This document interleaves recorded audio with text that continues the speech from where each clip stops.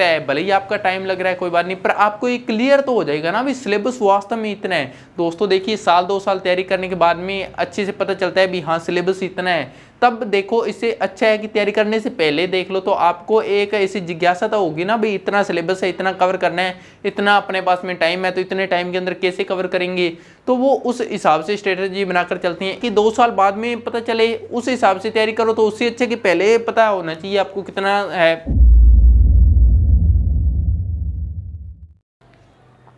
तो दोस्तों अब बात करते हैं यहाँ पर किसकी, इस वीडियो लेक्चर में हम क्या पढ़ेंगे, इसमें पढ़ेंगे GS1 का। GS1 के अंदर कौन से सब्जेक्ट आते हैं और कौन से टॉपिक अपने को कवर करने हैं वो अपने देखेंगे। यहाँ पर देखिए दोस्तों, यहाँ पर GS1 है, 250 मार्क्स का एग्जाम होता है GS1 जनरल स्टडी का। जनरल स्टडी में कौन कौन से सब्जेक्ट होते हैं, हिस्ट्री होती है, जियोग्राफी होती है और सोसाइटी होती है। अब हिस्ट्री के भी यहाँ पर डिवीजन करते हैं। हिस्ट्री के डिवीजन करने पर आता है art and culture, modern world and post independence.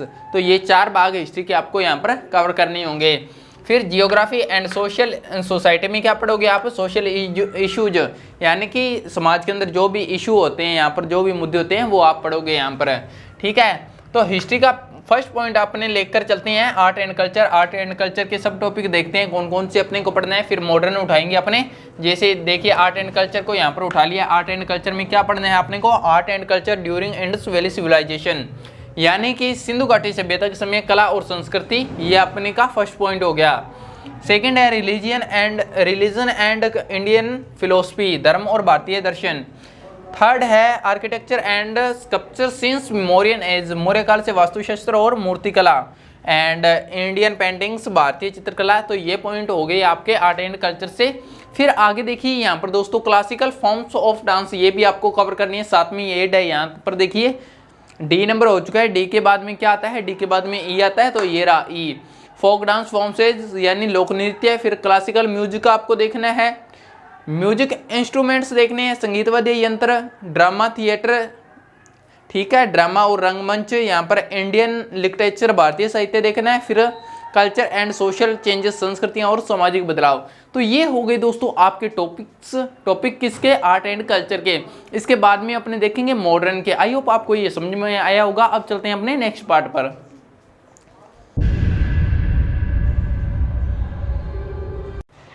तो दोस्तों इस पार्ट में अपने क्या पढ़ेंगे, इस पार्ट में दोस्तों अपने यहाँ पर पढ़ने वाले हैं GS1, यानी GS1 का पहले वाला पार्ट में अपने आर्ट एंड कल्चर पढ़ा था।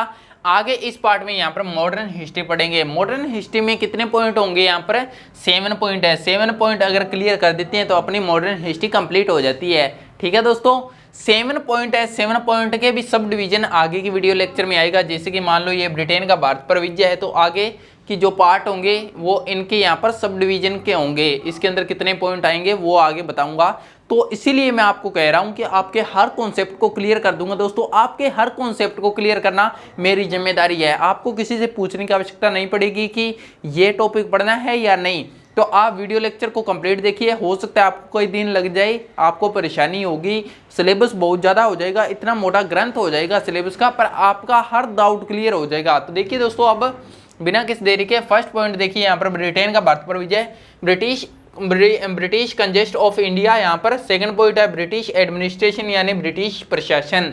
थर्ड पॉइंट है यहाँ पर नेशनलिज्म इन इंडिया, भारत में राष्ट्रीयकरण, राष्ट्रवाद।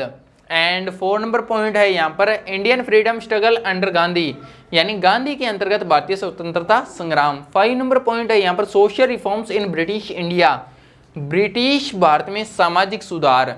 एंड 6 पॉइंट है यहाँ पर struggle by the message and जन भागीदारी आधारित आंदोलन। और लास्ट पॉइंट अपना पार्टीशन ऑफ इंडिया, भारत का विभाजन। तो ये पॉइंट आपके कंप्लीट होने के बाद में यहाँ पर मॉडर्न हिस्ट्री कंप्लीट हो जाएगी।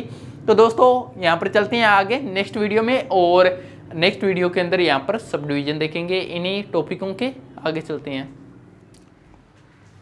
हे एवरीबॉडी, कैसे हैं आप सब? आई होप आप सब बढ़िया होंगे। तो दोस्तों अब तक हमने कहां तक देख लिया है, हमारा सिलेबस यूपीएससी का बहुत बड़ा सिलेबस है ना।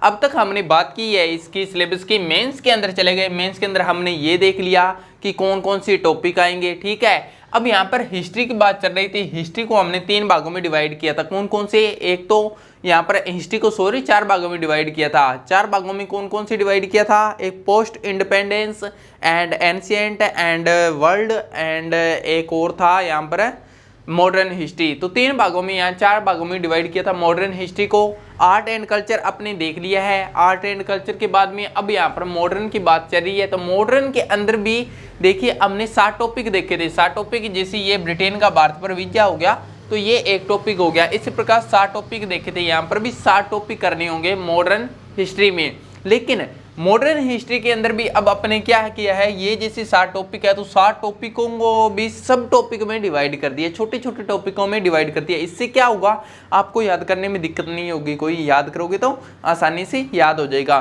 तो देखिए दोस्तों, ये फर्स्ट टॉपिक है। फर्स्ट टॉपिक के सब डिवीजन किसी की है हमने वो देखते हैं यहाँ पर है। इसके अंदर देखिए ब्रिटेन का भारत पर विजय, ब्रिटिश कॉन्क्वेस्ट ऑफ इंडिया, यानी कि इसके अब सब टॉपिक यहाँ पर बता रहा हूँ, ये आप नोट कर लीजिए। सिलेबस वैसे बड़ा हो जाएगा क्योंकि ये सब टॉपिक मैंने छोटे से छोटे पार्ट में डिवाइड किए ना, इसलिए सिलेबस बहुत ज़्यादा बड़ा हो जाएगा। तो देखिए दोस्तों, यहाँ पर सब टॉपिक के अंदर फर्स्ट है ए नंबर मुगल साम्राज्य का पतन, decline of Mughal empire. Second है यहाँ पर इंडिया इन 18th सेंचुरी, यानी कि 18वीं शताब्दी का भारत। सी नंबर है एडवेंट ऑफ यूरोपियंस, यूरोपियंस का आगमन। एंड डी नंबर अपना यहाँ पर है topic factor that lead to conquest of Indian by British, वो सभी कारक जिन्होंने भारत में ब्रिटिश शासन की स्थापना की, यानी कि ऐसे कारक, कारक का मतलब भी ऐसे कारण या फिर कोई चीजें रही जिन्होंने भारत के अंदर ब्रिटिश शासन की यहाँ पर स्थापना की थी। क्या कारण रहे थे वो आपको सभी यहाँ पर नोट करने होंगे, याद करने होंगे। फिर ए नंबर है resistance of Indian powers and causes of failures, यानी कि भारत शक्तियों का आगमन और विफलता के कारण।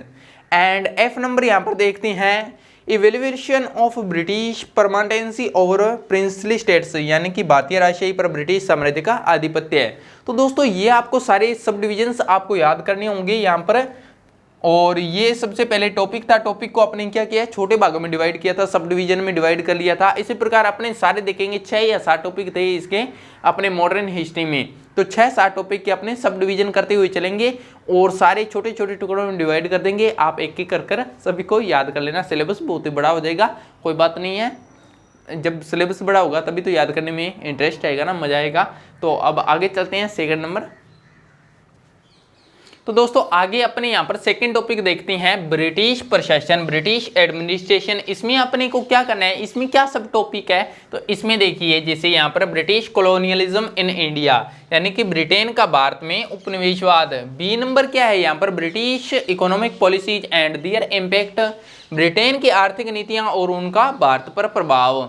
3 नंबर पॉइंट कौन सा है यहाँ पर governors generals and administration till 1857, Bharat का गवर्नर जनरल और ब्रिटेन का 1857 तक प्रशासन।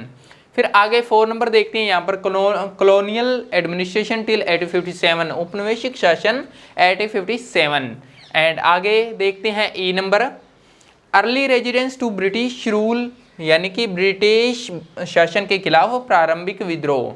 आगे नेक्स्ट पॉइंट है यहाँ पर रिबेल रिवोल्ट्स, जनजातीय विद्रोह। एंड नेक्स्ट पॉइंट है यहाँ पर various tribal movement in India, यानी कि भारत में विभिन्न जनजातीय आंदोलन। एंड नेक्स्ट पॉइंट है आगे एच नंबर है civil rebellions and peasant revolts, नागरिक समाज और किसान का विद्रोह।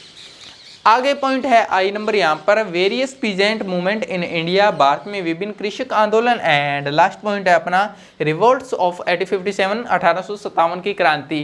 तो दोस्तों ये है अपना सेकंड पॉइंट ब्रिटिश प्रशासन, यानी कि ब्रिटिश एडमिनिस्ट्रेशन के सब टॉपिक। अब चलेंगे अपने यहाँ पर थर्ड पॉइंट देखेंगे। इससे पहले आप इसका स्क्रीनशॉट ले सकते हैं ताकि आप आसानी से लिख सकें वीडियो को रोककर।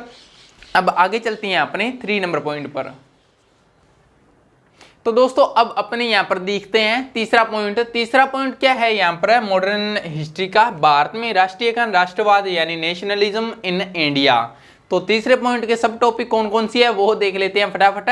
Rise of nationalism in India, यानी कि भारत में राष्ट्रवाद का उदय। सेकंड पॉइंट है rise and growth of Indian national Congress, भारतीय राष्ट्रीय कांग्रेस का उदय और वृद्धि। और थर्ड पॉइंट है यहाँ पर policies and programmes of early nationalist, प्रारंभिक राष्ट्रवादियों की नीतियां और कार्यक्रम। चौथा पॉइंट यहाँ पर क्या है, चौथा पॉइंट है role of literature and news media in freedom struggle, यानी कि स्वतंत्रता संघर्ष में साहित्य और समाचार पत्रों की भूमिका। एंड ए नंबर पॉइंट है यहाँ का होम रूल लीग, यानी कि हेम रूल आंदोलन। और आगे एफ नंबर आगे इसका पॉइंट है मिलिटेंट्स एंड रिवोल्यूशन एरियाज, आंदोलनकारियों और क्रांतिकारियों का उदय। एंड जी नंबर है गदर मूवमेंट्स यानी कि गदर आंदोलन। तो ये दोस्तों तीसरे पॉइंट के ये सब टॉपिक हैं। आगे चलते हैं अपने 4 नंबर टॉपिक। उससे पहले आप इसका स्क्रीनशॉट लीजिए, आराम से लिखिए रोककर वीडियो को। एंड अब चलते हैं अपने 4 नंबर टॉपिक पर। तो दोस्तों आगे अपने यहाँ पर 4 नंबर पॉइंट देखते हैं और 4 नंबर पॉइंट के सब टॉपिक देखते हैं। गांधी के अंतर्गत भारतीय स्वतंत्रता संग्राम यानी India freedom struggle under Gandhi. तो इसके सब टॉपिक देखते हैं। अपने लंबी होती जा रही है, लॉन्ग होती जा रही है वीडियो, पर कोई बात नहीं, ये तो अपने को करना ही पड़ेगा, सिलेबस है अब इतना। तो ए नंबर देखिए, गांधी ने साउथ अफ्रीका यानी दक्षिण अफ्रीका में गांधी। बी नंबर पॉइंट है अपना नॉन कोऑपरेशन मूवमेंट यानी कि असहयोग आंदोलन। सी नंबर अपना पॉइंट है यहाँ पर सिविल डिसोबीडियंस मूवमेंट यानी कि नागरिक अवज्ञा आंदोलन। एंड डी नंबर पॉइंट है अपना यहाँ पर राउंड टेबल कॉन्फ्रेंस यानी कि गोलमेज सम्मेलन। ई नंबर पॉइंट है यहाँ पर Poona pact. And F number है यहाँ पर 1939 त्रिपुरी सेशन यानी त्रिपुरी सम्मेलन। फिर आगे यहाँ पर जी नंबर पॉइंट आ जाता है अपना अगस्त ऑफर यानी कि अगस्त प्रस्ताव। फिर एच नंबर है इंडिविजुअल सत्याग्रह 1940-41 व्यक्तिगत सत्याग्रह आ गया। और आई नंबर यहाँ पर आ गया क्विट इंडिया मूवमेंट यानी कि भारत छोड़ो आंदोलन। तो ये थे दोस्तों अपने 4 नंबर के सब टॉपिक। अब आगे देखते हैं 5 नंबर पॉइंट के सब टॉपिक। आगे टॉपिक नंबर 5 देखते हैं यहाँ पर दोस्तों। यहाँ social reforms in British India यानी ब्रिटिश भारत में सामाजिक सुधार। तो ब्रिटिश भारत में सामाजिक सुधार, इसके सब टॉपिक क्या हो गए, सब टॉपिक यहाँ पर देखते हैं। ए नंबर है यहाँ पर सोशल रिफॉर्म्स इन इंडिया, प्रमुख सामाजिक सुधारक। सेकंड है रोल ऑफ रिफॉर्मर्स, समाज सुधारकों की भूमिका। सी नंबर पॉइंट है यहाँ पर nature and limitation of 19th century renaissance यानी कि भारत में 19वीं शताब्दी में हुए जागरण की प्रकृति और सीमाएं। और डी नंबर यहाँ पर है point caste movement in south India, दक्षिण भारत में जातीय आंदोलन। और ए नंबर पॉइंट है caste movement in northern and eastern India यानी कि उत्तरी और पूर्वी भारत में जातीय आंदोलन। तो दोस्तों ये है 5 नंबर पॉइंट। और अब चलते हैं आगे 6 नंबर पॉइंट पर। तो दोस्तों आगे अपने यहाँ पर देखते हैं 6 नंबर पॉइंट है मॉडर्न हिस्ट्री का। 6 नंबर पॉइंट के देखते हैं सब टॉपिक क्या है यहाँ पर। फर्स्ट देखिए सब टॉपिक में peasant movement in modern India यानी कि आधुनिक भारत में कृषक आंदोलन। सेकंड है इंडियन नेशनल आर्मी, भारतीय नेशनल आर्मी। और नेवल मिल्टिंग ऑफ 1946 यानी कि नौ सैनिक विद्रोह। तो दोस्तों ये हो चुका है अपना 6 नंबर पॉइंट। और 7 नंबर पॉइंट देखिए यहाँ पर क्या है, पार्टीशन ऑफ इंडिया यानी कि भारत का विभाजन। सब टॉपिक देख लो अब इसके क्या है। 7 नंबर पॉइंट के सब टॉपिक में आता है rise and growth of communalism यानी कि भारत में संप्रदायवाद का उदय। सेकंड नंबर आ जाएगा partition of India and attainment of freedom यानी कि भारत का विभाजन और स्वतंत्रता की प्राप्ति। एंड थर्ड नंबर है वेवेल प्लान यानी कि वेवेल योजना। डी नंबर है यहाँ पर कैबिनेट मिशन प्लान यानी कि कैबिनेट मिशन योजना। ई नंबर है माउंटबेटन प्लान यानी कि माउंटबेटन योजना। सबसे पहले आप इसका स्क्रीनशॉट लीजिए। एंड स्क्रीनशॉट देने के बाद में यहाँ पर तो ये मॉडर्न हिस्ट्री का आपका कंप्लीट हुआ दोस्तों। मॉडर्न हिस्ट्री के यहाँ पर 7 पॉइंट थे, 7 पॉइंट हो चुके हैं। इनके सब टॉपिक आपको सारे बता दिए यहाँ पर। तो सिलेबस काफ़ी बड़ा हो गया होगा। अब यहाँ पर पोस्ट इंडिपेंडेंस के देखेंगे, पोस्ट इंडिपेंडेंस के पहले पॉइंट देखेंगे और बाद में सब टॉपिक देखेंगे। आई होप आपको यहाँ पर इंटरेस्ट आ रहा होगा। इंटरेस्ट तो क्या, अब जले पर नमक मैं छिड़क रहा हूँ, इंटरेस्ट तो नहीं आ रहा है, बट दोस्तों यहाँ पर आपको यहाँ पर सब टॉपिक जानने को मिल रही हैं। इससे अच्छा और क्या हो सकता है। भले ही आपका टाइम लग रहा है कोई बात नहीं, पर आपको ये क्लियर तो हो जाएगा ना भी सिलेबस वास्तव में इतना है। दोस्तों देखिए 1-2 साल तैयारी करने के बाद में अच्छे से पता चलता है भी हाँ सिलेबस इतना है। तब देखो इससे अच्छा है कि तैयारी करने से पहले देख लो, तो आपको एक ऐसी जिज्ञासा तो होगी ना भाई इतना सिलेबस है, इतना कवर करना है, इतना अपने पास में टाइम है, तो इतने टाइम के अंदर कैसे कवर करेंगे। तो वो उस हिसाब से स्ट्रेटजी बनाकर चलती हैं। एक होता है कि 2 साल बाद में पता चले, उस हिसाब से तैयारी करो। तो उससे अच्छा कि पहले पता होना चाहिए आपको कितना है, और उसमें भी आप कोई गलत स्टडी ना करो। यूपीएससी के अंदर सबसे बड़ी समस्या यह होती है कि छोड़ना कौन सा है। ये बड़ा एक डिफिकल्ट यहाँ पर डिसीजन हो जाता है कि छोड़ना कौन सा है और याद कौन सा करना है। छोड़ने में ज़्यादा समस्या होती है। तो अपने यहाँ पर अगर यहाँ पर सब टॉपिक आपको करवाई जा रही हैं तो सब टॉपिक में इससे अच्छा तो और हो ही नहीं सकता कि जैसे भारत में संप्रदायवाद का उदय। अब ये सब टॉपिक आ गया तो बस ये ही पढ़ने हैं आपको, कोई और टॉपिक नहीं पढ़ना है। ये तो क्लियरिटी हो जाएगी आपको।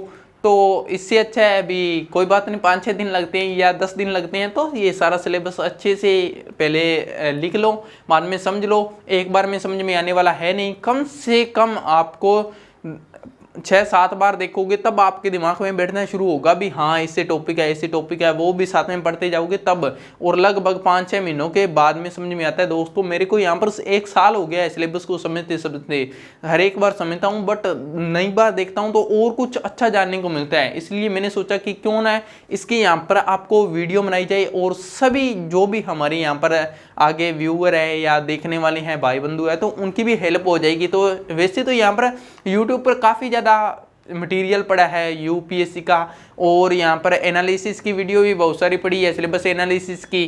बट मेरा बनाने का रीजन बस यही था कि जो मेरे पास में यहाँ पर कंटेंट है, जो भी सब टॉपिक है वो आपको पता चल जाए।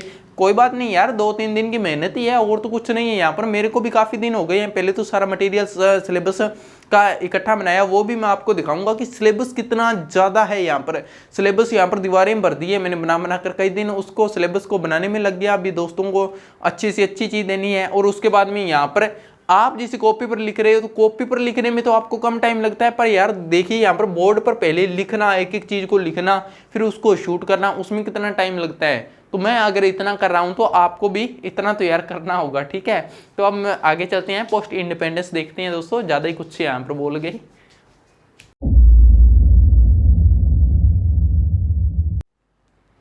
तो दोस्तों इस पार्ट में अपने क्या देखेंगे, इस पार्ट में देखेंगे पोस्ट इंडिपेंडेंस। पोस्ट इंडिपेंडेंस जो कि यहाँ पर हिस्ट्री का तीसरा पार्ट है। फर्स्ट पार्ट अपना कौन सा दिखा, art and culture, second modern history, ये आ गया पोस्ट इंडिपेंडेंस। ये थोड़ा ये ज़्यादा नहीं है, ये हो जाएगा। तो सबसे पहले अपने सब टॉपिक देखते हैं। इसके अंदर क्या है, सब टॉपिक में रीऑर्गेनाइजेशन ऑफ स्टेट्स यानी कि राज्यों का पुनर्गठन, ठीक है। सेकंड नंबर देखिए यहाँ पर status on the eve of independence यानी कि भारतीय आज़ादी की संध्या पर स्थिति। सी नंबर है accession on the princely states, रजवाड़ों का विलय।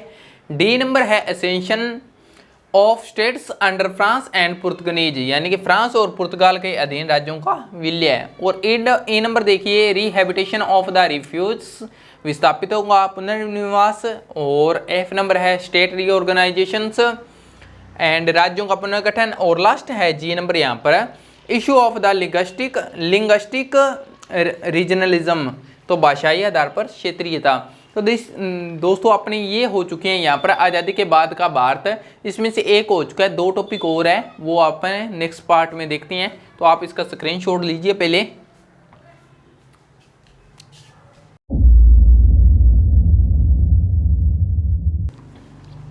तो दोस्तों आगे के अपने यहाँ पर देखते हैं। सेकंड नंबर पॉइंट है अपना यहाँ पर संवेदनशील वर्ग से संबंधित मुद्दे। संवेदनशील वर्ग से संबंधित मुद्दे, issue related to vulnerable selection.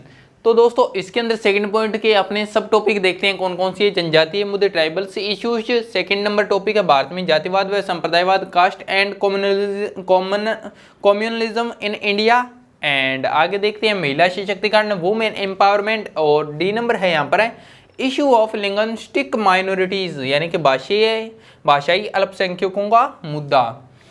Third number जो अपना टॉपिक है वो देखते हैं स्वतंत्रता प्राप्ति से अब तक आर्थिक विकास यानी कि overview of economic development since development. तो इसके अंदर सब टॉपिक क्या होंगे वो देखते हैं यहाँ पर कृषि विकास, एग्रीकल्चर डेवलपमेंट, विनिर्माण क्षेत्र, मैन्युफैक्चरिंग सेक्टर। और सी नंबर है यहाँ पर नई आर्थिक नीतियाँ और उसके प्रभाव, new economic policy and its impact. तो दोस्तों पहले आप इसका स्क्रीनशॉट लें आराम से।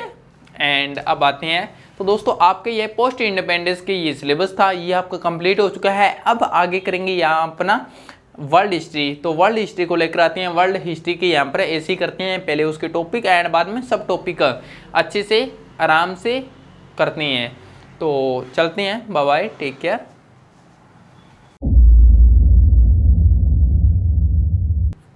तो दोस्तों अब तक हमने यहाँ पर हिस्ट्री के कई भागों को पढ़ लिया है। कई भागों को कौन से देख लिया है, आर्ट एंड कल्चर देख लिया, आर्ट एंड कल्चर के बाद में मॉडर्न हिस्ट्री को देख लिया है, फिर पोस्ट इंडिपेंडेंस को देख लिया है। अब बारी आ गई है लास्ट में यहाँ पर वर्ल्ड हिस्ट्री की। वर्ल्ड हिस्ट्री के होने के बाद में ये हिस्ट्री का सिलेबस कंप्लीट हो जाएगा, ठीक है। हिस्ट्री के अंदर 4 भाग थे, देखिए दोस्तों, आर्ट एंड कल्चर, फिर post independence and modern history और वर्ल्ड हिस्ट्री का ये पार्ट हो जाएगा। तो वर्ल्ड हिस्ट्री में अपने को ये 9 पॉइंट पढ़ने हैं, तो 9 पॉइंट को देख लेते हैं बाद में। नेक्स्ट वीडियो के अंदर इनके सब टॉपिक देखेंगे। तो वो देख लेंगे। इसके बाद में ये हिस्ट्री का सिलेबस कंप्लीट हो जाएगा, बाद में किसी अदर सब्जेक्ट का सिलेबस को एनालिसिस करेंगे। देखिए दोस्तों यहाँ पर वर्ल्ड हिस्ट्री या वर्ल्ड हिस्ट्री विश्व का इतिहास। फर्स्ट टॉपिक पढ़ेंगे अपने औद्योगिक क्रांति यानी इंडस्ट्रियल रिवोल्यूशन। सेकंड है फ्रेंच रिवोल्यूशन, फ्रांस की क्रांति। थर्ड ये नंबर है यहाँ पर कॉलोनियलिज्म एंड इम्पोरियलिज्म यानी कि उपनिवेशवाद एवं साम्राज्यवाद। 4 नंबर टॉपिक पढ़ेंगे हम यहाँ पर इमरजेंस ऑफ यूएसए, संयुक्त राज्य अमेरिका का उदय। 5 नंबर है वर्ल्ड वॉर फर्स्ट, विश्व युद्ध फर्स्ट। एंड 6 नंबर है दोनों युद्धों के बीच का दौर यानी इंटरवर्ल्ड ईयर्स 1992 1939।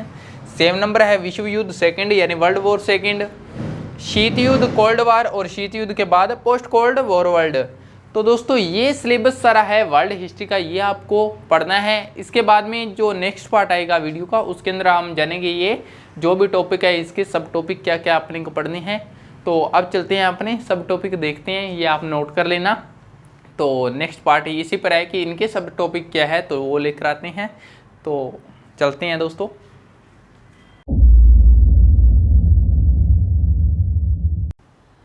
तो दोस्तों अब देखते हैं यहाँ पर विश्व का इतिहास वर्ल्ड हिस्ट्री का फर्स्ट टॉपिक औद्योगिक क्रांति यानी इंडस्ट्रियल रिवोल्यूशन। इंडस्ट्रियल रिवोल्यूशन के अंदर सब टॉपिक क्या है वो अपने यहाँ पर देखते हैं। फर्स्ट टॉपिक है यहाँ पर देखिए, यहाँ पर डिक्लाइन ऑफ फ्यूडलिज्म यानी कि सामंतवाद का पतन। सेकंड नंबर है पुनर्जागरण की शुरुआत, beginning of renaissance. C number topic है यहाँ पर औद्योगिक क्रांति से पहले Europe, pre industrial Europe. And 4 number topic है कृषि क्रांति यानी agriculture revolution. E number topic है कारक जिन्होंने औद्योगिक क्रांति की आधारशिला रखी यानी कि औद्योगिक क्रांति इंडस्ट्रियल रिवोल्यूशन हुई किससे थी, उसके कारण क्या थे, क्या ऐसे कारण रहे जिसके कारण इंडस्ट्रियल रिवोल्यूशन हुआ, तो वो सारी चीजें आपको इसमें पढ़नी है। Factor that lead to industrial revolution. And F number आ जाएगा औद्योगिक क्रांति के प्रभाव, इंपैक्ट ऑफ इंडस्ट्रियल रिवोल्यूशन। सारी औद्योगिक क्रांति हो जाती है तो औद्योगिक क्रांति के बाद में इंपैक्ट क्या आते हैं वो आपको यहाँ पर करनी है। तो औद्योगिक क्रांति में ये सारे टॉपिक आपको पढ़ने होंगे। अब चलते हैं अपने नेक्स्ट। तो दोस्तों वर्ल्ड हिस्ट्री का सेकंड नंबर टॉपिक देखते हैं यहाँ पर। सेकंड नंबर टॉपिक क्या है, फ्रांस की क्रांति यानी फ्रेंच रिवोल्यूशन। आप पढ़ते हो ना जैसे 9 पता नहीं 10th क्लास के अंदर है फ्रेंच रिवोल्यूशन, तो वही आ गया फ्रेंच रिवोल्यूशन 9th क्लास में है। फ्रांस की क्रांति, फ्रेंच रिवोल्यूशन, फ्रांस की क्रांति। इसके अंदर अपने को क्या पढ़ना है, फ्रांस की क्रांति के अंदर कारण, केसेज, फ्रांस में क्रांति, the revolution in France, Napoleon का उदय, फ्रांस अंडर नेपोलियन, क्रांति का प्रभाव, इंपैक्ट ऑफ रिवोल्यूशन, क्रांति का महत्व, सिग्निफिकेशन ऑफ रिवोल्यूशन। तो दोस्तों फ्रांस की क्रांति हो गई या उपनिवेश हो गई, हल्के फुल्के टॉपिक है ना जो 9th क्लास में आप पढ़ोगे तो और ज़्यादा अच्छे से समझ में आएगा। बहुत अच्छे से दिया हुआ है, 9th क्लास और 10th क्लास की बुक्स पढ़ो, वर्ल्ड हिस्ट्री की बेस्ट बुक है, बेस्ट बुक, ठीक है। फिर आगे देखो यहाँ पर है उपनिवेशवाद एवं साम्राज्यवाद, तीसरा टॉपिक है ये कॉलोनियलिज्म एंड इम्पोरियलिज्म। इसके अंदर आप क्या पढ़ोगे, उपनिवेशवाद पढ़ोगे यानी कि कॉलोनियलिज्म क्या होता है, कॉलोनी, हर एक चीज़ के बारे में। अगर कोई बिगिनर है तो 9th 10th 6 to 12th की एनसीईआरटी जरूर पढ़े, ठीक है। उपनिवेशवाद कॉलोनियलिज्म। फिर बी नंबर है साम्राज्यवाद का दौर, द एज ऑफ इम्पेरियलिज्म, 1872 1940। फिर सी नंबर पॉइंट है यहाँ पर एशिया में साम्राज्यवाद यानी इम्पेरियलिज्म इन एशिया। तो ये टॉपिक हो गए दोस्तों यहाँ पर वर्ल्ड के। और तीसरा हो गया, आप इसका स्क्रीनशॉट लेना चाहो तो ले सकते हो। एंड अब चलते हैं अपने 4 नंबर टॉपिक देखेंगे। इसके अंदर टोटल टॉपिक अपने कितने थे, 7 पता नहीं 8 है इसके। तो अब चलते हैं नेक्स्ट टॉपिक पर। तो दोस्तों आगे वर्ल्ड हिस्ट्री का यहाँ पर 4 नंबर टॉपिक देखते हैं, संयुक्त राज्य अमेरिका का उदय, इमरजेंस ऑफ यूएसए। तो इसके सब टॉपिक क्या होंगे, अब अमेरिका वाले टॉपिक में क्या पढ़ने होंगे सब टॉपिक वो देखते हैं यहाँ पर। अमेरिका का उदय यानी emergence of USA. B number है संयुक्त राज्य अमेरिका का स्वतंत्रता संग्राम, the independence of United States of America. फिर आगे देखते हैं अमेरिका का क्रांतिकारी युद्ध, द अमेरिकन रिवोल्यूशनरी वॉर। फिर आगे देखते हैं अमेरिका का गृह युद्ध, US civil war. And E number देखते हैं भारत पर प्रभाव क्या हुआ था, इसका इम्पैक्ट ऑन इंडिया। 5 नंबर देखते हैं अपने टॉपिक विश्व युद्ध, वर्ल्ड वॉर जो फर्स्ट हुआ था ना उसके अंदर अपने को कौन कौन से पॉइंट पढ़ने हैं वो देखते हैं यहाँ पर। युद्ध के कारण, पहला तो युद्ध हुआ किस कारण था, causes of the war. And B number देखते हैं यहाँ पर युद्ध के प्रमुख घटनाओं का विश्लेषण, analysis of major events of the war. And C number देखते हैं प्रथम विश्व युद्ध का क्रमानुगत प्रभाव, consequences of world war. And D number देखते हैं लीग ऑफ नेशंस। तो दोस्तों ये अपने पहले आप इसका स्क्रीनशॉट लीजिए आराम से। एंड ये आपके दोस्तों 5 पॉइंट हो चुके हैं। एंड 5 पॉइंट हो चुके हैं, बार बरसात में बहुत ज़ोर से आ चुकी है, ठीक है। अब लाइट जाने का भी खतरा है। एंड जल्दी से कर लेते हैं, इसके नेक्स्ट पॉइंट पे कर लेते हैं। जैसे 6 नंबर पॉइंट पर चलती हैं, तो मिलती है अब 6 नंबर पॉइंट पर। तो दोस्तों आगे 6 नंबर पॉइंट देखते हैं। 6 नंबर अपना क्या पॉइंट है यहाँ पर, वर्ल्ड हिस्ट्री का दोनों युद्धों के बीच का दौर, इंटर वॉर ईयर्स 1990 टू 1939। तो इसका सब टॉपिक देखते हैं। सब टॉपिक क्या है इसके अंदर, पहला ए नंबर महामंदी का दौर, द ग्रेट डिप्रेशन, ठीक है। इटली में फारसीवाद का उदय, rise of fascism in Italy. And Germany में नाजीवाद का उदय, rise of Nazism in Germany. And संयुक्त रूस का उदय, सोवियत रूस, इमर्ज ऑन सोवियत रूस। तो ये हो गया दोनों युद्धों के बीच। दोनों युद्ध कौन सी हुए थे यहाँ पर, 1990 से लेकर 1939 के बीच में ये जो दौर गुजरा था, इसके अंदर महामंदी आई थी। जब आप पढ़ोगे ना 9th-10th की वर्ल्ड की हिस्ट्री वाली बुक्स, उसके अंदर आप देखोगे कि यहाँ पर क्या आया था, महामंदी आ गई थी। महामंदी का दौर आया था जब फर्स्ट वर्ल्ड वॉर हुआ था, तो महामंदी का आया था। इसके अंदर क्या चीज़ें रही, तो वो चीज़ें आपको यहाँ पर देखने को मिलेगी। फिर आगे 7 नंबर टॉपिक है यहाँ पर द्वितीय विश्व युद्ध, यानी कि world war second. World war second अब यहाँ पर आ गया। इसके कारण क्या थे, foundation of the war and विश्लेषण, analysis of the war. Bharat पर भी इसके क्या प्रभाव पड़े थे, इम्पैक्ट ऑन इंडिया। बहुत ही मोस्ट अच्छे भी है और इम्पोर्टेंट भी है दोस्तों। तो पहले आप इसका स्क्रीनशॉट लीजिए। एंड अब ये 7 नंबर हो चुका है, 8 और 9 2 और बच्चे हैं, वो अपने कर लेते हैं। तो चलते हैं 8 नंबर पर। अब तो दोस्तों आगे 5 नंबर पॉइंट देखते हैं यहाँ पर, शीत युद्ध यानी कोल्ड वार। कोल्ड वार के अंदर अपने को क्या पढ़ना है, देखिए राजनीतिक दार्शनिक पढ़ना है आपको, पॉलिटिकल फिलोसफीज। एंड पूंजीवाद पढ़ना है, कैपिटलिज्म। एंड समाजवाद, सोशलिज्म। एंड साम्यवाद, कम्युनलिज्म। तो ये आपको यहाँ पर पढ़ना होगा, ठीक है, शीत युद्ध के अंदर। एंड 9 नंबर अपना टॉपिक कौन सा है, शीत युद्ध के बाद में पोस्ट कोल्ड वॉर वर्ल्ड। इसके बाद में क्या पढ़ेंगे, शीत युद्ध के बाद में अपने को क्या पढ़ना है यहाँ पर, देखिए 1991 के बाद से वैश्विक मुद्दे। जो 1991 के बाद में वैश्विक मुद्दे, यानी कि जो इकोनॉमिक अंदर चेंजेस आए थे, डेवलपमेंट हुआ था। जैसे पहले क्या हुआ था, पहले गवर्नमेंट ने सेक्टर को अपने अंडर में ले रखा था, बाद में प्राइवेट सेक्टर को दे दिए। जो भी कई सेक्टर थे ना ऐसे, जो प्राइवेट लोगों को दे दिया वहाँ पर। तो क्या क्या इकोनॉमिक चेंजेस आई यहाँ पर, वो देखना है, यानी ग्लोबल इश्यूज सिंस 1991। आगे देखना है वैश्विक इस्लामी आतंकवाद का उदय, rise of global Islamic terrorism. And चीन का उदय, राइज ऑफ चाइना। तो ये आपको देखना है दोस्तों, आप स्क्रीनशॉट ले लीजिए। तो दोस्तों आपका ये हो चुका है हिस्ट्री का। हिस्ट्री के अंदर किसका, यहाँ पर हिस्ट्री के अंदर ये हो चुका है, सॉरी हिस्ट्री के अंदर हिस्ट्री का ही हो चुका है, मैं किसका बोल रहा हूँ, ठीक है। वर्ल्ड हिस्ट्री थी, वर्ल्ड हिस्ट्री कंप्लीट हो चुकी है। आपने कौन कौन से कर लिए हैं, एक बार दोबारा से रिवाइज करो। देखिए दोस्तों, आर्ट एंड कल्चर हो चुका है, मॉडर्न हिस्ट्री हो चुकी है, वर्ल्ड हिस्ट्री हो चुकी है। और इसके बाद में यहाँ पर क्या बचता है, आर्ट एंड कल्चर हो गया, लगभग हिस्ट्री अपनी कंप्लीट हो चुकी है। हिस्ट्री के बाद में यहाँ पर एक बचता है, हिस्ट्री के बाद में यहाँ पर क्या बचेगा, एक चीज़ रहती है दोस्तों, सोसाइटी। तो सोसाइटी को अपने इसके बाद में करते हैं सोसाइटी को। तो अब तो बारिश बहुत आ रही है बाहर। और आपको एक चीज़ मैं बताना भूल गया, जैसे कि अब अगर ये सेपरेट वीडियो देखोगे, जैसे काफ़ी लंबी ज़्यादा वीडियो होगी, तो इसके डिस्क्रिप्शन में ना नीचे जाकर यहाँ पर एक क्या कहते हैं, एक लिस्ट बनी होगी, वहाँ पर देख लेना। जिससे वहाँ पर अलग अलग टुकड़ों में दी होगी वीडियो। जैसे कि मान लो पहले यूपीएससी का सिलेबस दिया होगा, हिस्ट्री का, जियोग्राफी का, तो वहाँ पर क्लिक करोगे तो डायरेक्ट उसी स्थान पर पहुँच जाओगे। तो अगर लंबी वीडियो देख रही हो तो उसके अंदर आपको जिस सब्जेक्ट का सिलेबस देखना है उस पर सीधा क्लिक कर देना, वहाँ पर सीधे पहुँच जाओगे। तो आपको सारी वीडियो नहीं देखनी पड़ेगी, इसलिए। तो ये हो चुका है। आगे पढ़ते हैं अपनी सोसाइटी। अरे शट, लाइट चली गई दोस्तों। एंड अब मिलते हैं अपने सोसाइटी वाले पार्ट में। बहुत ज़्यादा लाइट, और अब देख लो यहाँ पर कैसा हाल है, आप देख सकते हो, ठीक है। चलते हैं नेक्स्ट पार्ट में।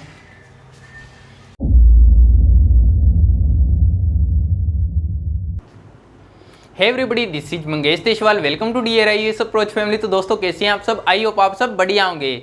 तो दोस्तों हमने यहाँ तक सिलेबस को कहाँ तक डिस्कस कर लिया है। सिलेबस को देखिए, सबसे पहले हमने क्या किया था, हिस्ट्री को लेकर चले थे।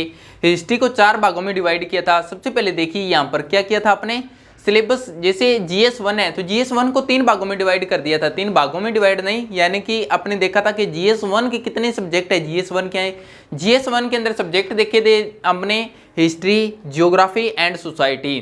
तो हिस्ट्री लेकर चले थे सबसे पहले।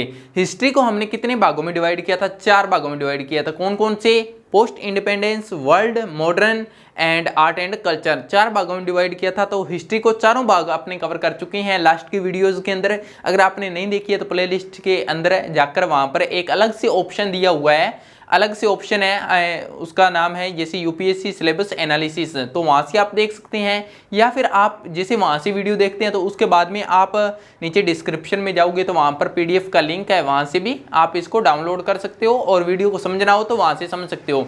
अब आगे देखिए दोस्तों, अपने आगे कहाँ से चलेंगे, अब आगे लेकर चल रहे हैं दूसरा सब्जेक्ट अपने इंडियन सोसाइटी। तो इंडियन सोसाइटी यानी कि भारतीय समाज, भारतीय समाज के बारे में पढ़ेंगे। भारतीय समाज के अंदर क्या होता है, भारतीय मुद्दे जो भारत के लोगों के बीच में लोगों को जूझने पड़ते हैं, मुद्दे, वो क्या मुद्दे हैं वो यहाँ पर डिस्कस करेंगे, यानी कि इशू। ठीक है, तो यहाँ पर इशू देखिए दोस्तों, ये सारा इंडियन सोसाइटी का है, ये बस एक ही पार्ट होगा इंडियन सोसाइटी का, ये इतने सिलेबस है। ठीक है, तो आप इसके अंदर देख लेना है यहाँ पर। तो फर्स्ट नंबर है जैसे सामाजिक मुद्दे, सोशल इश्यूज। सेकंड नंबर है भारत में विविधता यानी diversity in India. Third number है महिला संगठनों की भूमिका, role of women organisation. And 4 number है गरीबी एवं विकास संबंधी मुद्दे, poverty and development issues. 5 number है भारत में विकास संबंधी संकट, डेवलपमेंट क्राइसिस इन इंडिया।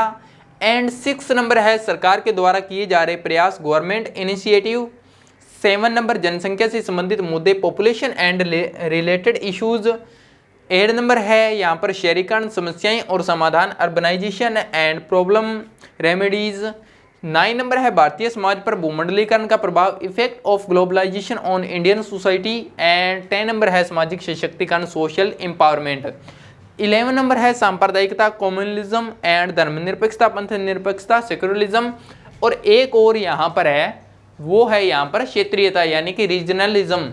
तो दोस्तों यहाँ पर ये सारा हो चुका है इंडियन सोसाइटी का सिलेबस। सबसे पहले आप इसका स्क्रीनशॉट लें, आराम से इसको लिखिए। अगर आपको जैसे दिक्कत होती है यहाँ पर लिखने के अंदर तो आप नीचे डिस्क्रिप्शन में जाकर पीडीएफ है, पीडीएफ को डाउनलोड कर सकते हैं, वहाँ पर से आप आराम से लिख सकते हो। वो जो समझ रहे हैं वो वीडियो से आराम से समझिए। तो ये सारा हो चुका है इंडियन सोसाइटी का सिलेबस, ये सारा इंडियन सोसाइटी का सिलेबस है। इसके बाद में बात करते हैं अपने जियोग्राफी की। तो अब चलेंगे अपने जियोग्राफी की। तो दोस्तों एक बार फिर से मैं बता देता हूँ, जैसे वीडियो को समझना हो तो आप वीडियो से समझ लो देखकर। ठीक है, जो लिखने का काम होता है आपको, अगर यहाँ से लिखने में दिक्कत आ रही है तो नीचे पीडीएफ डिस्क्रिप्शन में पीडीएफ का लिंक दिया हुआ है, वहाँ से जाकर आप उसको डाउनलोड कर सकते हो और वहाँ से आराम से आप लिख सकते हो। तो आई होप आपको यहाँ पर ये क्लासें अच्छी लग रही होगी, सारा सिलेबस आपको मिल रहा होगा सीक्वेंस वाइज। और अब चलते हैं अपने जियोग्राफी पर।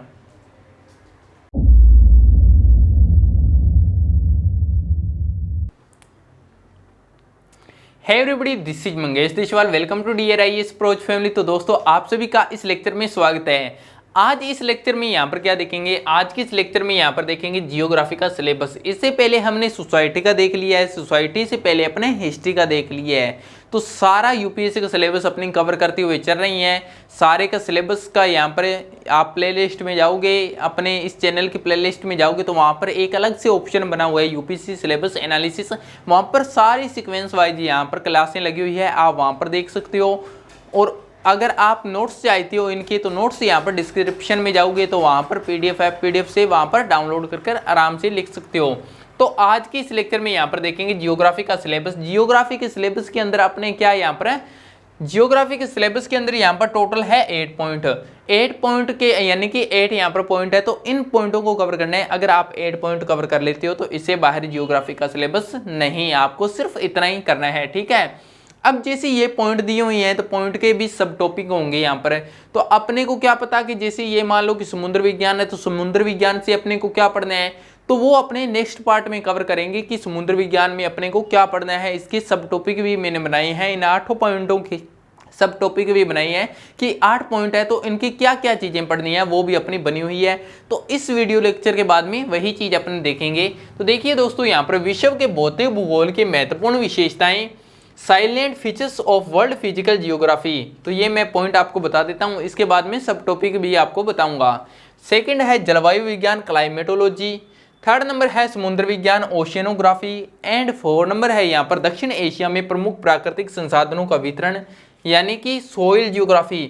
इसके अंदर यहाँ पर क्या देखने हैं आपको, एशिया, दक्षिण एशिया मैंने क्यों लिखा है, सदर्न यहाँ पर साउथ एशिया क्यों लिखा है, साउथ एशिया इसलिए लिखा है कि इंडिया की लोकेशन कहाँ पर आती है, साउथ एशिया में आती है।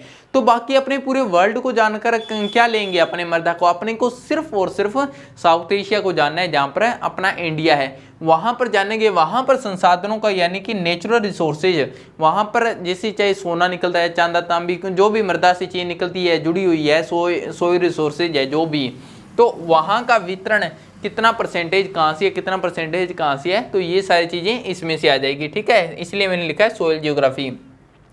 5 नंबर है यहाँ पर प्राथमिक द्वितीयक और तृतीयक क्षेत्र, primary secondary and tertiary sector. 6 number है महत्वपूर्ण भूभौतिकी घटनाक्रम, important geography phenomena. And 7 number है प्रमुख भूगोलिक आकृतियां तथा उनके स्थान, geographical features and their locations. And 8 number यहाँ पर दिया हुआ है प्रमुख संवेदनशील भौगोलिक अवसंरचनाओं में बदलाव यानी कि changes in critical geography phenomena. तो दोस्तों ये सारा था यहाँ पर जियोग्राफी का सिलेबस। इससे पहले आप यहाँ से आराम से एक स्क्रीनशॉट लीजिए बढ़िया सा, जिससे आपको रोककर वीडियो को लिखने में आसानी होगी। तो यहाँ पर सारा डिस्कस किया है ये जियोग्राफी के सिलेबस। इसमें जाना हमने यहाँ पर ए टॉपिक है, ए टॉपिकों को कवर करना है। इससे नेक्स्ट की वीडियो में ये जानेंगे कि इन टॉपिकों के भी सब टॉपिक है, तो वो एक एक करके अपने यहाँ पर सब टॉपिक आपको बताएंगे और आप यहाँ पर नोट करते रहना। तो चलते हैं अपने नेक्स्ट पार्ट में।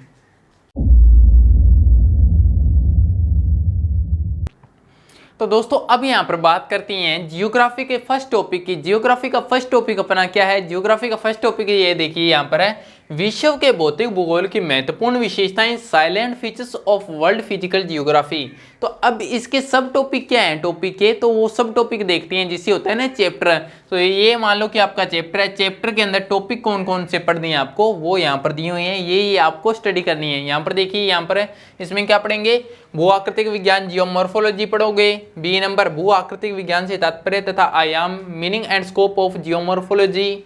सी नंबर पृथ्वी के अंतर्गत की संरचना यानी इंटरनल स्ट्रक्चर ऑफ अर्थ। फिर डी नंबर महाद्वीपीय विस्थापन सिद्धांत, the theory of continental drift. And E number में प्लेट विवर्तनिकी सिद्धांत, plate tectonics theory. F number पर पढ़ोगे चट्टाने। एंड जी नंबर पर भू आकृतियों को प्रभावित करने वाला कारक, classification of forces affecting the landforms. And H number पढ़ोगे पर्वतों का निर्माण, माउंटेन बिल्डिंग्स। आई नंबर भूकंप और सुनामी, अर्थक्वेक एंड सुनामी, ज्वालामुखीता वोल्केनिज्म। एंड के नंबर पढ़ोगे पठार और मैदान, प्लेन्स एंड प्लेटूज। तो ये दोस्तों ये सारी चीज़ें आप पढ़ोगे इस फर्स्ट टॉपिक के अंदर। पहले इसका स्क्रीनशॉट लें, आराम से इसको नोट करें। तो ये बात की है अपने फर्स्ट टॉपिक की, फर्स्ट टॉपिक के अंदर ये सारी चीज़ें अपने पढ़ेंगे। अब बात चलते हैं अपने सेकंड टॉपिक पर कि सेकंड टॉपिक में अपने क्या पढ़ने हैं। तो दोस्तों आगे अपने यहाँ पर सेकंड पॉइंट देखते हैं। सेकंड पॉइंट में हम देखेंगे जियोग्राफी के अंदर, जैसे सेकंड पॉइंट क्या है, जलवायु विज्ञान यानी क्लाइमेटोलॉजी, सेकंड टॉपिक। तो सेकंड के अंदर सब टॉपिक क्या है, सब टॉपिक देखते हैं। जैसे पृथ्वी का वायुमंडल संरचना संगठन, अर्थ एटमॉस्फेयर, ठीक है। बी नंबर है मौसम और जलवायु, weather and climate. C number है वायु संहितियाँ, वातागर, चक्रवात, air masses, fronts and cyclones. Bharat के जलवायु विभाजन, क्लाइमेटिक डिविजन्स ऑफ इंडिया, यानी कि जलवायु विज्ञान के अंदर सिर्फ और सिर्फ आपको 4 टॉपिक पढ़नी है, ठीक है। क्या 4 टॉपिक पढ़नी है, इससे ज़्यादा नहीं पढ़ना है। 4 टॉपिक ये पढ़ लिया, आपका जलवायु विज्ञान क्लाइमेटोलॉजी कंप्लीट हो जाएगा। उसके बाद में थर्ड नंबर पर आ जाना है समुद्र विज्ञान, ओशियनोग्राफी। ओशियनोग्राफी में क्या पढ़ना है यहाँ पर, समुद्र तल स्थलाकृति विज्ञान यानी ocean bottom reliefs. And B number समुद्र जल का तापमान और लवण, temperature and salinity of ocean water.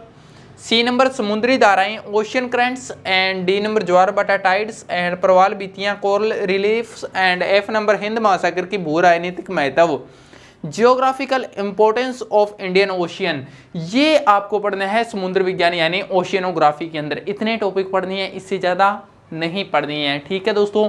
अब आप इसका स्क्रीनशॉट लीजिए, आराम से स्क्रीनशॉट ले लिया यहाँ पर। तो ये टॉपिक आपको यहाँ पर कवर करनी है, इससे ज़्यादा नहीं करनी है। अब यहाँ पर 3 टॉपिक हो चुके हैं जियोग्राफी के। अब चलते हैं 4 नंबर टॉपिक पर। तो दोस्तों आगे अपने देखते हैं पॉइंट नंबर 4, पॉइंट 3 कर चुके हैं। पॉइंट 4 देखते हैं यहाँ पर दक्षिण एशिया में प्रमुख प्राकृतिक संसाधनों का वितरण यानी कि सोइल जियोग्राफी। ये मैंने आपको पहले भी बताया था, जैसे कि साउथ एशिया के अंदर ही क्यों, पूरे एशिया के अंदर क्यों नहीं? पूरे एशिया के अंदर इसलिए नहीं क्योंकि पूरा एशिया बहुत बड़ा है, ठीक है।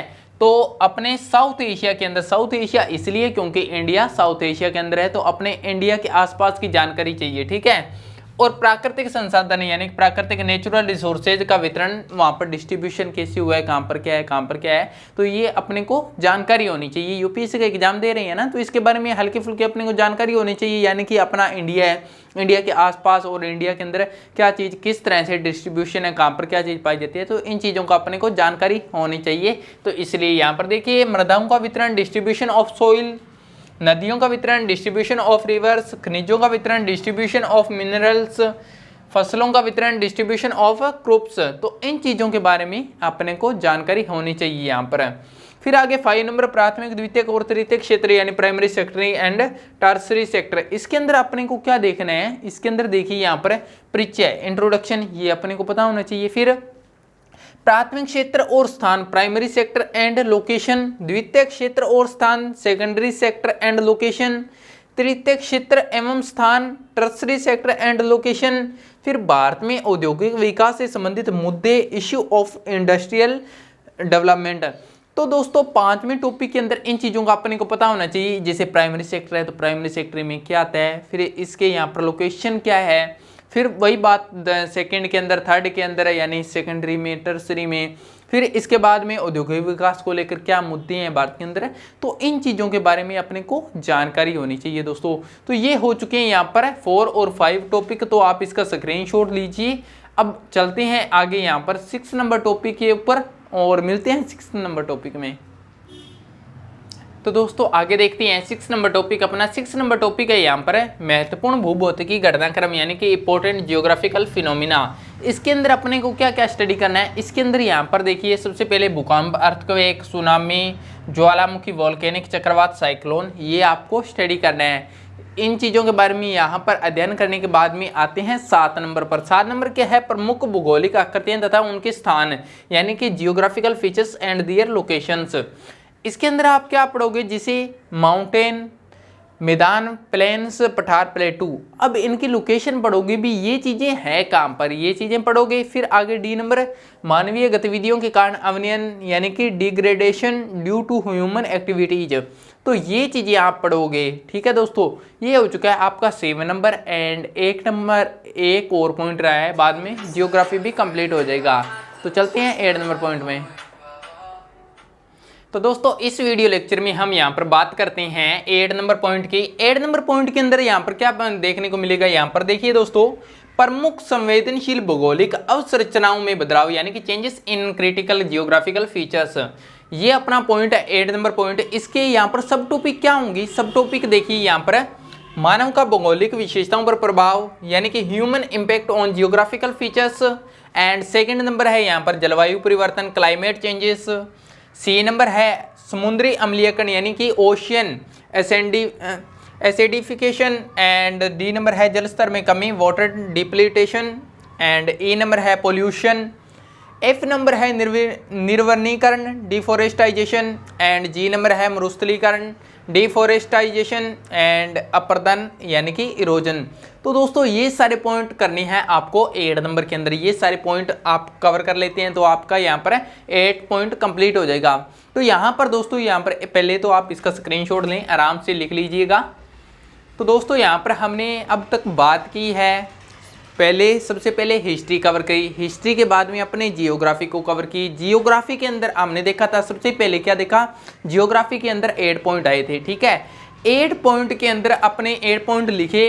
8 पॉइंट लिखने के बाद में हमारे सामने ये एक इशू था कि 8 नंबर पॉइंट है, यहाँ पर 8 पॉइंट है, तो उनके सब टॉपिक क्या होंगे अपने को क्या पता। जैसे कि मान लो कि ये प्रमुख संवेदनशील भौगोलिक अवसंरचनाओं में बदलाव, इसके अंदर अपने को क्या स्टडी करना है और क्या स्टडी नहीं करना है, क्या पता था। तो अपने क्या किया, इन 8 टॉपिक थे, इन 8 टॉपिक के अपने सब डिवीजन कर दिया। सब डिवीजन करने के बाद में ऐसे और टॉपिक निकल कर आ गए। अब अपने को पता चल गया जैसे एक टॉपिक है तो एक टॉपिक में से अपने को ये स्टडी करना है और यही अपने को रीड करना है, इसके अलावा और कोई नहीं करना है।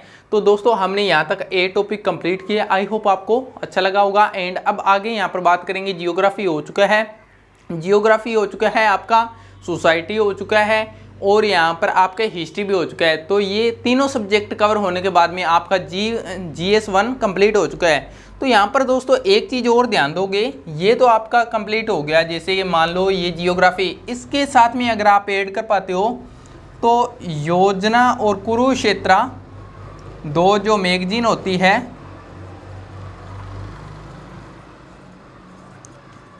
ये दो मैगजीन और इसके साथ में ऐड कर लेना। ये योजनाएं और कुरुक्षेत्र दो ऐसी योजनाएं यहाँ पर मैगजीन है जिससे बहुत ज़्यादा क्वेश्चन आते हैं और बहुत ही इंपॉर्टेंट है। तो जियोग्राफी में बहुत ज़्यादा आपको हेल्प करेगी। इनके अंदर क्या है, ग्रामीण और शहरी में जो भी बदलाव होती हैं या जो भी पॉलिसी जाती है तो हर एक चीज़ की जानकारी इन दोनों मैगजीन के अंदर यहाँ पर दी होती है। तो आपको बहुत ही ज़्यादा ये हेल्प करेगी एग्जाम के अंदर, ये दोनों ऐड कर लेना। तो आपका GS1 कंप्लीट हो चुका है। GS1 का जो भी सिलेबस था, 3 सब्जेक्ट होते हैं, हिस्ट्री, हिस्ट्री के बाद में यहाँ पर सोसाइटी एंड हिस्ट्री सोसाइटी और एक जियोग्राफी, 3 सब्जेक्ट आपके कंप्लीट हो चुके हैं। इसका मतलब GS1 कंप्लीट हो चुका है। अब आगे बात करेंगे GS2 की। GS2 के अंदर कौन से सब्जेक्ट होंगे, वहाँ पर आपने को देखने को मिलेगा IR यानी कि इंटरनल रिलेशनशिप, पॉलिटिकल और गवर्नेंस, ये 3 सब्जेक्ट देखने को मिलेगा। तो अब मिलते हैं अपने यहाँ पर सेकंड GS2 में। तो bye, take care, see you again, thank you.